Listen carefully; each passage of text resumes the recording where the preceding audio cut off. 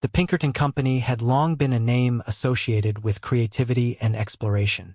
Founded in the bustling heart of the 19th century, they began their journey as a security agency, but soon branched out into various ventures. Their true passion lay in inventing unique products that captured the imagination of people everywhere. The company prided itself on its ability to combine artistry with science, resulting in devices that were not only functional but also awe-inspiring. Among their many creations, one stood out like a bolt of lightning: thunder in a bottle. This innovative product promised to capture the sound of thunder, allowing people to experience nature's roar without stepping outside during a storm. It was marketed as an exciting way to bring the thrill of wild weather directly into homes, perfect for those who loved adventure, yet preferred the cozy comfort of their living rooms. As excitement grew, Pinkerton's team received praise for their ingenuity. But with creativity often comes conflict. Some people wondered if it was right to bottle something as powerful and natural as thunder. Shortly after applying for a patent, rumors spread about how nature might respond to such bold human innovation. Little did they know that this was only the beginning of an extraordinary tale filled with surprises and a clash between invention and nature's fury. The stage was set for what would soon become an iconic showdown, one that would leave town residents on the edge of their seats and forever change their understanding of both storms and trademarks. The idea for thunder in a bottle sparked during a stormy night when the inventors at Pinkerton gathered for a brainstorming session in their workshop. As thunder rumbled outside, the team was captivated by its power and beauty. They marveled at how this natural sound could evoke feelings of excitement and fear, and they wondered if it could be captured and shared. The thought of bottling such an elemental force was daring, but it ignited their imaginations. To create this remarkable product, the inventors began experimenting with various materials. They mixed glass, metal, and special acoustic devices to design a bottle that could resonate with the sound of thunder. After many trials and errors, they developed a mechanism that could replicate the deep rumble and crackle of a storm. It was like having a piece of nature contained within glass, a thrilling concept that promised to bring the essence of wild weather into anyone's home. Meanwhile, word spread about their innovative project, drawing intrigue from both locals and skeptics. The inventors envisioned families gathered around the bottle, sharing stories as they listened to the simulated sounds of storms.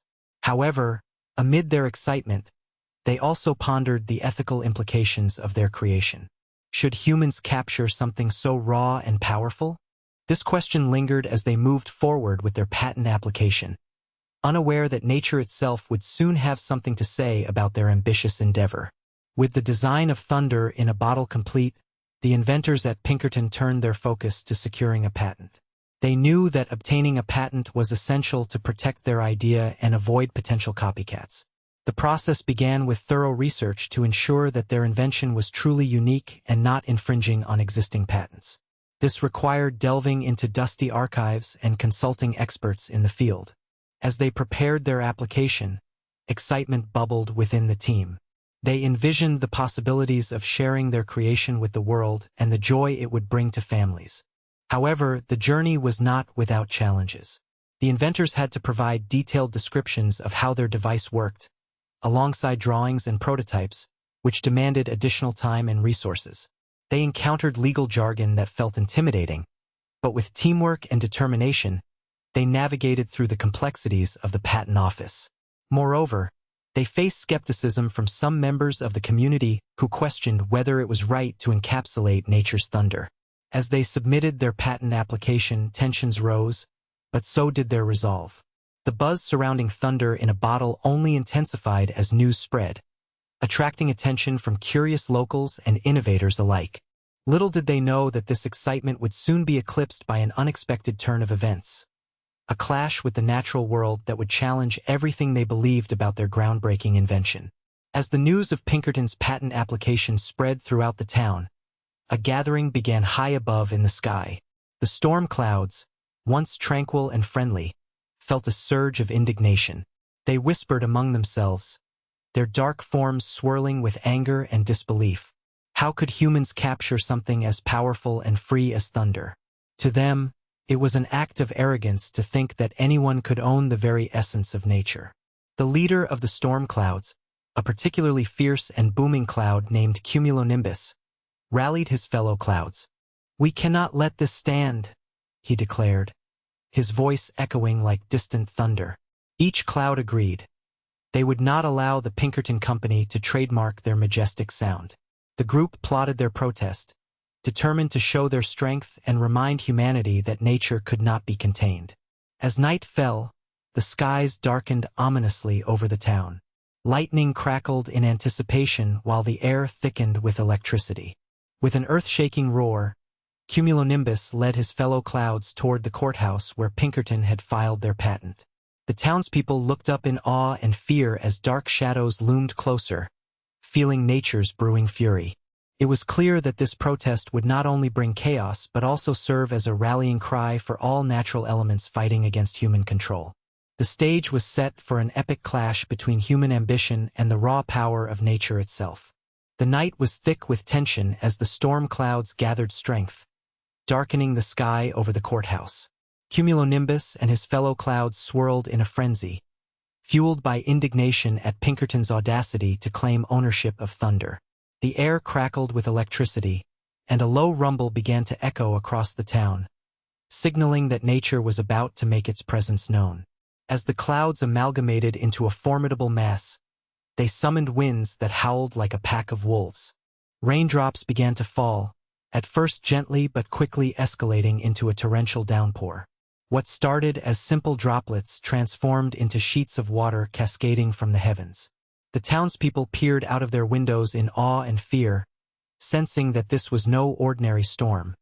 It was a declaration of war against human intervention.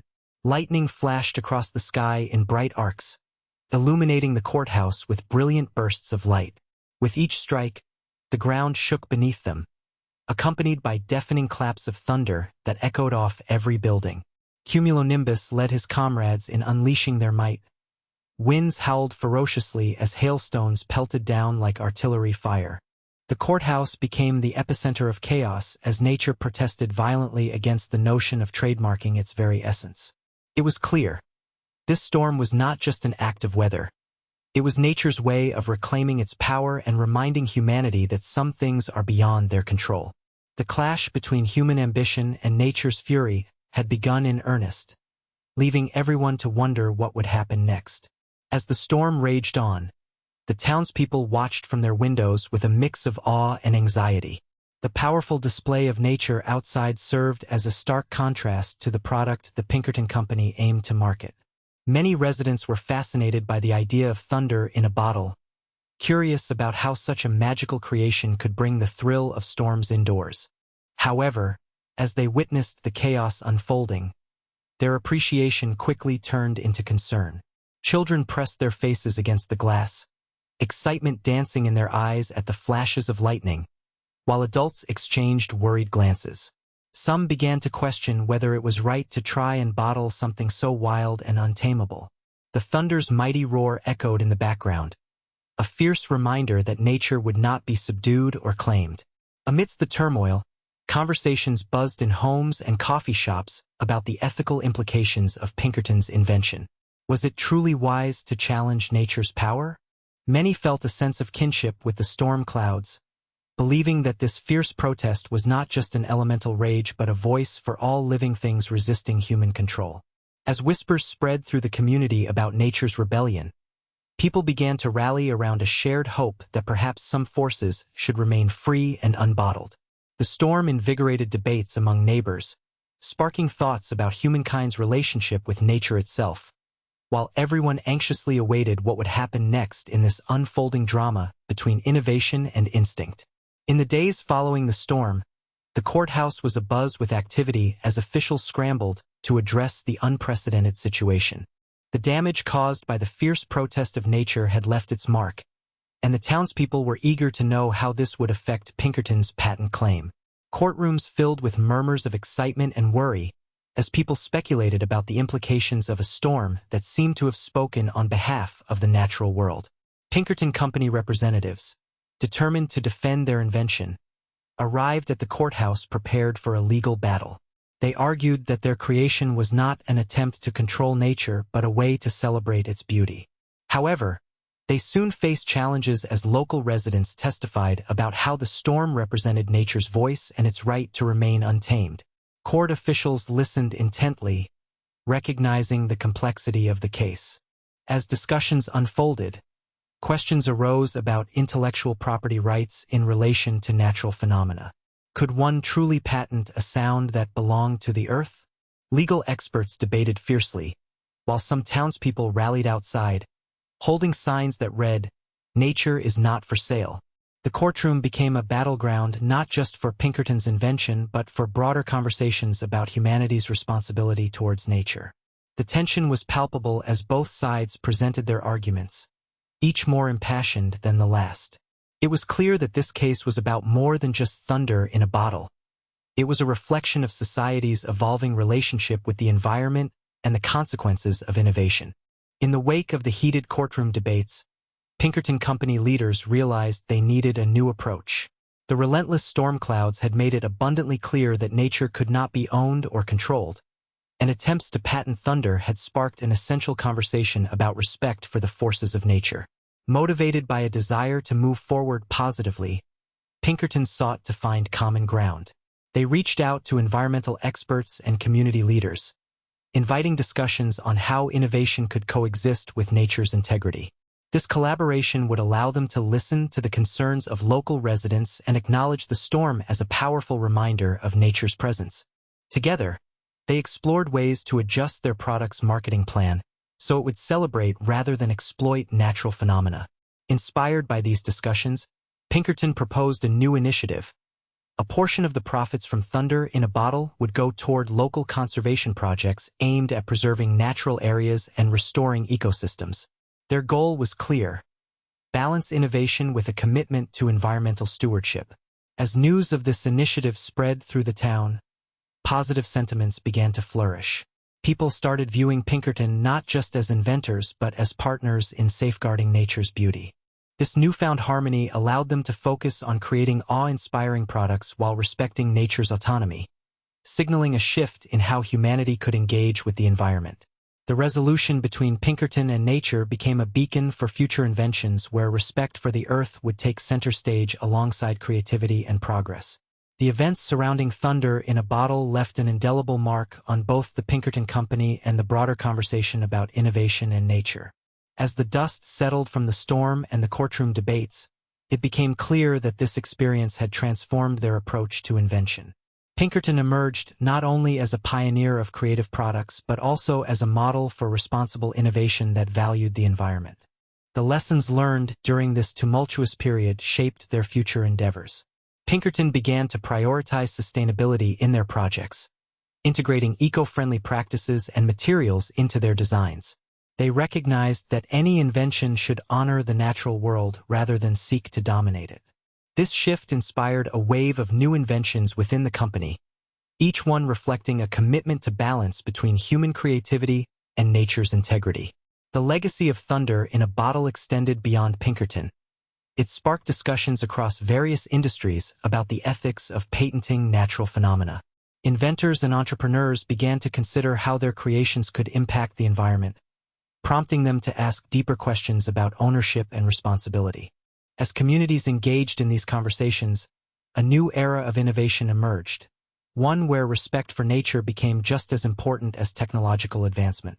Pinkerton's journey illustrated that true success lies not merely in profit but in fostering a harmonious relationship with the earth, ensuring that future generations can also experience the wonders of the natural world without compromising its essence. The story of thunder in a bottle serves as a powerful reflection on the interconnectedness of creativity, innovation, and the natural world. Throughout this journey, the Pinkerton Company faced challenges that not only tested their ingenuity, but also forced them to confront the ethical implications of their inventions.